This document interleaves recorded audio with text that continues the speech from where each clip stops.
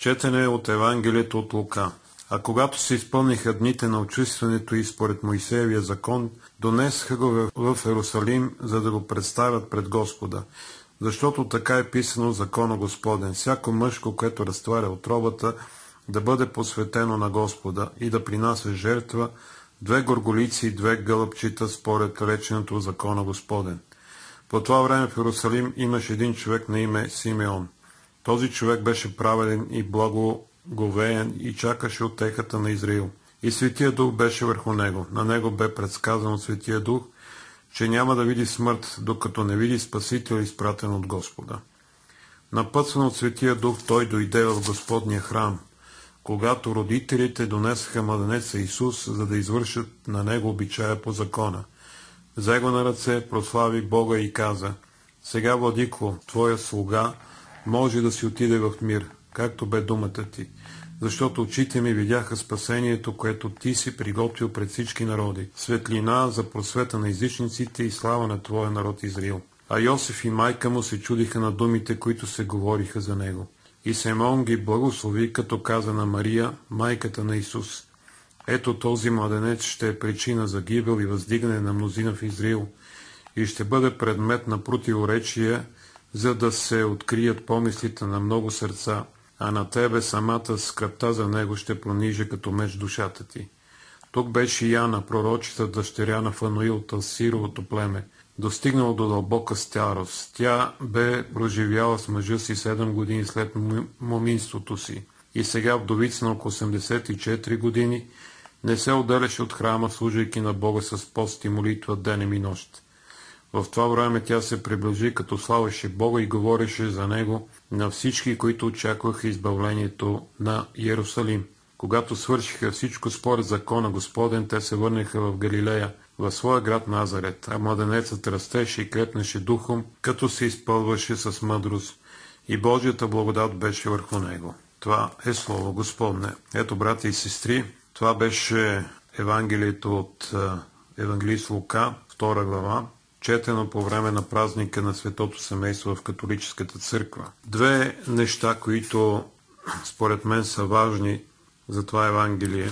Първото нещо, че църквата е съставена от най-различни компоненти. Църковната общност не е създадена от само млади или само стари, само жени или само мъже, само интелигентни или само бедни. Не е клуб по интереси. Именно в това Евангелие виждаме, че няколко образа. Това е едно семейство, Йосиф, Мария и Исус, и възрастните хора, Симон и Ана. Не е църква това, когато само на службата има само млади или само възрастни или само семейства, вдовици, както е била ранната църква, вдовици, млади, женени, неженени, самотни или пък многодетни семейства. Това разнообразие прави от църквата едно. Не случайно в това Евангелие имаме думите на Симеон, който казва, че Исус Христос е светлина на езичниците и слава на своя народ Израил. Именно в мисията на Исус Христос, това, което става, именно това единство между езичници, които не познават Бога на Израел, и евреи, които стават едно в християнската църква. И това единство, характерно именно за ранната църква, е показано в това Евангелие. Общността, църквата е едно тяло. Но тъй като говорим за семейството, което е призвано именно да покаже на света това единство, и това именно е светото семейство от Назарет, семейството на Исус Христос. Семейство, което е съставено от Мария, Йосиф и Исус. Всеки от тези членове на това семейство е принуден да надскача себе си. Мария, която е обещана на Йосиф, трябва да приеме призивът на ангелът. Този призив, който Бог я призовава. След това Йосиф трябва, въпреки че следва закона изведнъж и иска да бъде справедлив, трябва да надскочи себе си и да слуша гласът на Бога в съня си. Трябва да приеме и момента, в който Исус Христос му казва, че трябва да следва истинския си баща, небесния си живот, волята на истинския си баща на небето. Мария трябва да види сина си на кръста, да го види първо да проповядва и след това да бъде гонен и най-накрая да го види на кръста, умиращ. Трябва да приеме последните думи на Исус Христос, който и казва да отиде, да бъде приет от Йоанн Апостол. Исус Христос, който непрекъснато прави волята на Бога и трябва в крайна сметка да не се съобразява с чувствата и с очакванията на своите родители. Всички тези неща правят от светото семейство от Назарет едно семейство, което е непрекъснато на път, което не се спира, което непрекъснато действа и прави волята на Бога. Това Евангелие в някаква степен показва колко сме далече от този модел.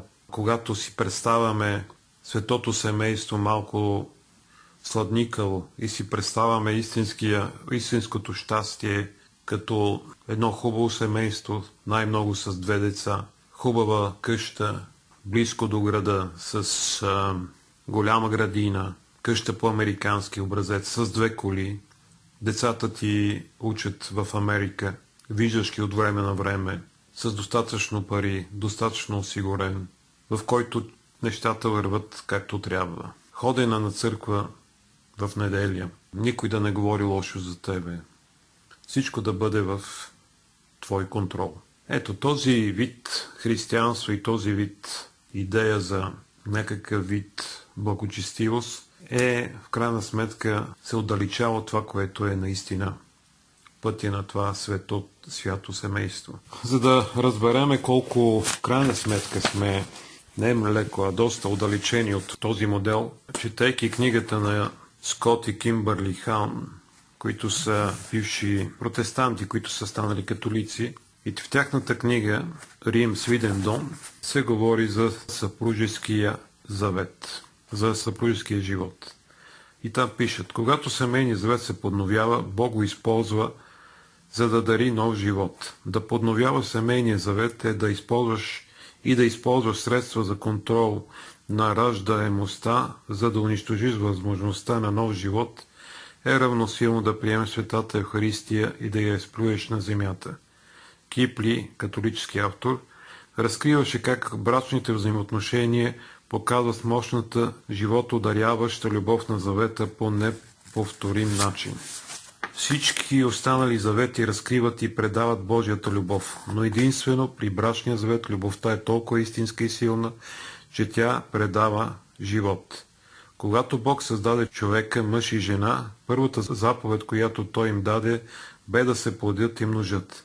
Това бе съобразно образа на Бога. Отец, Син и Дух Свети. 3 в едно цяло. Божието семейство. Така че когато двама станат една плът, в брачния завет една плът става толкова истинска, че 9 месеца по-късно може да им се наложи да я и дадат име. Това дете въплъщава тяхното заветно единство. Започнах да осъзнавам, че всеки път, когато аз и Кимбърли осъществявахме съпружеските си взаимоотношения, ние извършвахме нещо свещено.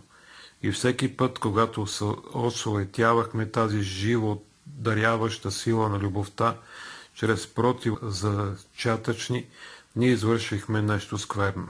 Да третираш нещо свято по чисто профанен начин, го оскверняваш по дефиниция. Така че, брати и сестри, тези страници, този пасаж от книгата на Скот Хаун, преведен на български Рим, Свиден дом, е именно да ни подскаже, не да ни покаже колко сме далеч или колко сме грешни, но да разбереме, че пълнотата на семейния живот е когато надскочиме себе си. Пълнотата е когато не следваме нашите страхове, нашите планове, а наистина, за да сме плодовити като семейство, но и тези, които са монахини и свещеници, които, за да могат да дарят на света вярата, Исус Христос, да покажат на света Исус Христос, е непрекъснато надскачане на себе си, борба със себе си, следвайки призива и стъпките на Бога, който винаги по някакъв начин